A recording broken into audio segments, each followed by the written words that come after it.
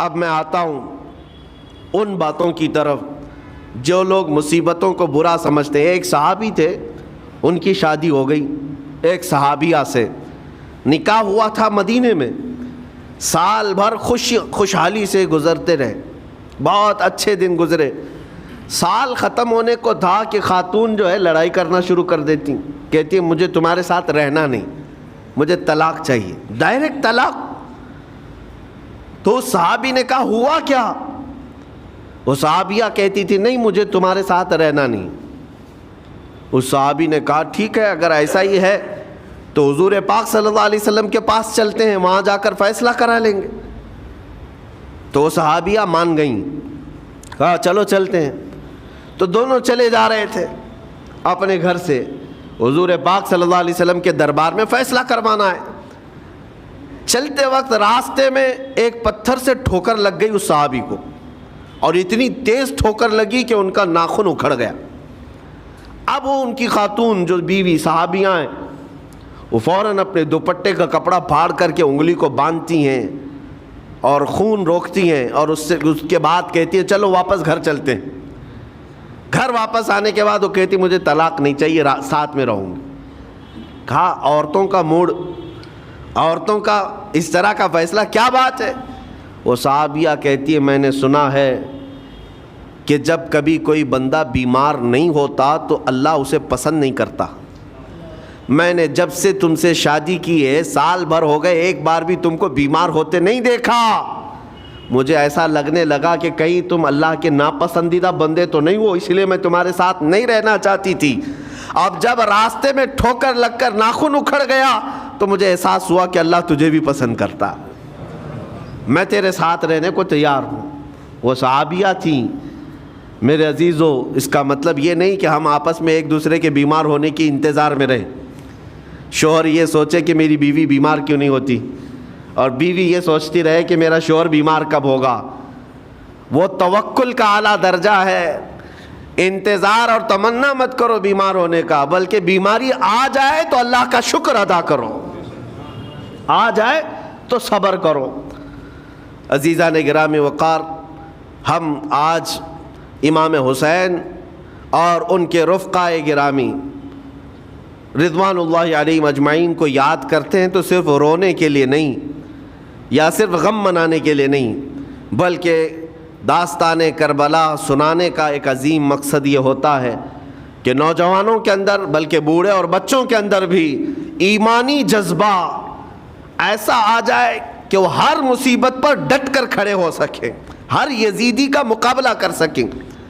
ایک تو اس کا میسج یہ ہے، اور دوسرا میسج یہ ہے کہ چاہے جیسی بھی مصیبتیں آئیں ایمان کے ساتھ رہنا ہے، صبر اور شکر کو ہرگز نہیں چھوڑنا ہے۔ مصیبتیں ہمارے پاس اب اتنی بڑی تو نہیں آتی کہ ایک خاندان کے ہی اتنے لوگوں کو کاٹ دیا جائے، ایسی مصیبتیں تو نہیں آئی۔ اب جو کچھ بھی آتی ہیں ہمارے ساتھ وہ مال کی کمی کی، کبھی دکان میں دھندا نہیں چلتا، کبھی بچے کسی کو نہیں ہو رہے ہیں، یا پھر گھر میں کوئی بیمار ہے، کوئی مستقل بیماری آ گئی ہے، یہی تو مصیبتیں ہیں۔ مومن کے لیے یہ قید خانہ ہے، زیادہ آسائش اور آرام کی فکر نہ کرو۔ یہ دنیا مومن کے لیے قید خانہ ہے۔ اسی لیے شاعر نے کیا خوب کہا، جب کسی کا انتقال ہوتا ہے، ایک سچے مومن کا انتقال ہوتا ہے، تو لوگ کہتے فلاں مر گیا، فلاں مر گیا۔ تو ایک شاعر نے بہت اچھے انداز سے کہا ہے کہ کون کہتا ہے کہ مومن مر گیا؟ جو سچا مومن ہے اس کے لیے کہہ رہا ہوں۔ وہ شاعر نے کہا کون کہتا ہے کہ مومن مر گیا؟ قید سے چھوٹا وہ اپنے گھر گیا۔ حقیقت تو یہ، قید سے چھوٹا وہ اپنے گھر گیا۔ یہاں دنیا میں زیادہ آسائش، زیادہ آرام کی طلب انسان کو مغرور بنا دیتی ہے، تکبر والا بنا دیتی ہے، گھمنڈی بنا دیتی ہے۔ اور اللہ تبارک و تعالیٰ کی بارگاہ میں ہمیشہ سر بسجود رہنے والا وہ بندہ ہے جو مصیبتوں میں گھرا رہتا ہے۔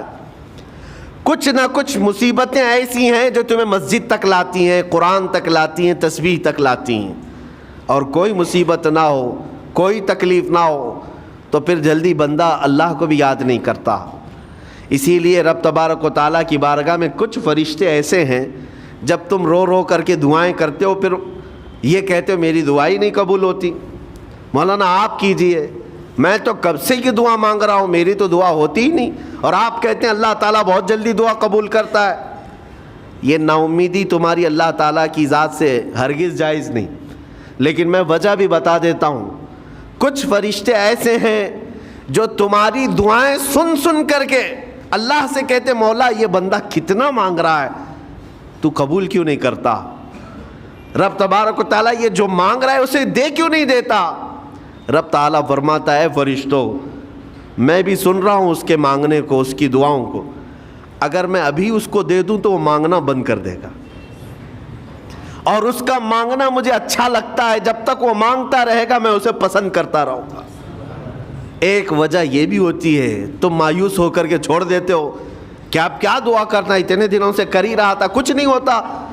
اگر تمہاری دعاؤں کا اثر جلدی نظر نہیں آتا تو رحمان تمہاری دعائیں سن رہا ہے اور وہ تمہاری دعائیں پسند بھی کر رہا ہے. میرے عزیزو, یہ تمام حالات میں آپ اللہ تبارک و تعالیٰ کی بارگاہ میں کثرت سے دعا ہی کریں اور مانگا ہی کریں جب مصیبتیں آئیں. آج کے حالات بھی ہماری آزمائش کے حالات ہیں. آج کا جو دور ہے وہ بھی ایک یزیدی دور ہے. یہاں پر جگہ جگہ جو مسلمانوں کے ساتھ حالات ہیں یہ ہمارے لیے آزمائش کا دور ہے, بہت بڑا امتحان چل رہا ہے. ان حالات میں مسلمانوں کو چاہیے وہ اپنے ایمان کے ساتھ ڈٹے رہیں, استقامت. مولا حسین کے سبق کو پڑھیں, اس وقت تو ان کی گردنوں پر تلواریں تھیں, ان کے بچوں کے سینے چھدے ہوئے تھے تیروں سے, لیکن وہ ڈٹے ہوئے تھے میرے مصطفیٰ کی شریعت پر. آج ابھی تمہارے سینوں پر بندوق کی گولیاں نہیں لگائی گئیں, ابھی تمہارے اوپر اتنی بڑی مصیبتیں نہیں آئیں, لیکن میں پھر بھی دیکھتا ہوں نوجوانوں کو کہ کوئی مصیبت نہ آنے کے باوجود بھی تم اسلام کے ساتھ کھلواڑ کر رہے ہو. میرے آقا کی سنتوں کو پیٹ پیچھے پھینک کر کے تم تو بازاروں کی زینت بننا پسند کرتے ہو.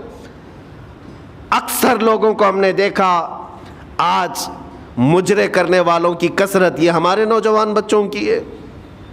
یہ اپنے جسموں کی نمائش کرنا اس کو فیشن سمجھتے نہیں. میرے عزیزو, امت مصطفیٰ اور وہ بھی امام حسن اور امام حسین کے غلام اس مردار دنیا پر کبھی بھی اپنی حکومت نہیں چاہتے. اس مردار دنیا کے وہ کبھی خواہش مند نہیں ہوتے. لیکن جن نوجوانوں کو آج ہم ان خواہشات کی پیروی کرتے ہوئے دیکھ رہے, افسوس ہوتا ہے, افسوس ہوتا ہے. آج کے حالات میں تم بھی سنبھل جاؤ, کیونکہ ایک بہت بڑی جنریشن تمہارے پیچھے ہے اور وہ تمہیں دیکھ کر کے نقل کرے گی. اگر آج تمہارا راستہ بگڑ گیا تو یہ جو چھوٹے بچے ہیں وہ بگڑے ہوئے راستے کو ہی اسلام سمجھنے لگ جائیں گے, وہ اسی بگڑے ہوئے راستے کو ہی صحیح راستہ سمجھ بیٹھیں گے.